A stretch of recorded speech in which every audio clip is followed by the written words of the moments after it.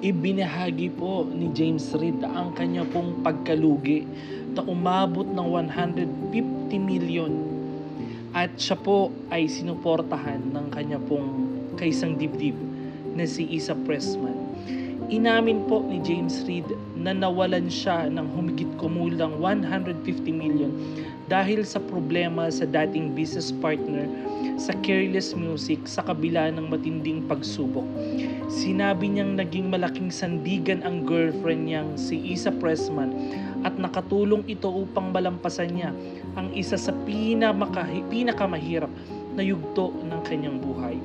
It was a nightmare. He recalled just a problem after problem after problem and police showing up because it was just not planned properly.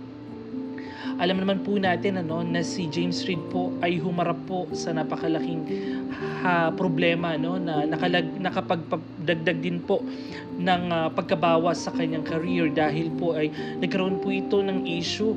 Alam naman po natin ang naging relasyon po nila na Nadine Lustre na sinuportahan po ng maraming Pilipino mga kapatid.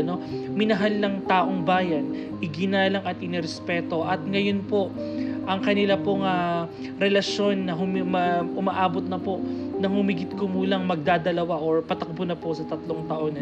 Bagamat hindi man po naging successful ang relasyon nila ni Nadine Lustre, ay patuloy naman po silang nagmamahalan at sinusuportahan po ito ng kanyang bagong karelasyon na si Isa Pressman, mga kapatid. At sana man ang pagsubok na dumating sa kanila ay patuloy man po nilang malagpasan ito at maging open po sana sa lahat ng maraming Pilipino ang mga problema ang pinagdadaanan ng mga artistang ito. Even sila man po ay mga artista is hindi pa rin po sila nakakaligtas sa hamon at problema, bashing na pinagdadaanan po ng mga artistang ito. Sila po ay mga tao lang din na nagkakaroon ng pagsubok at problema.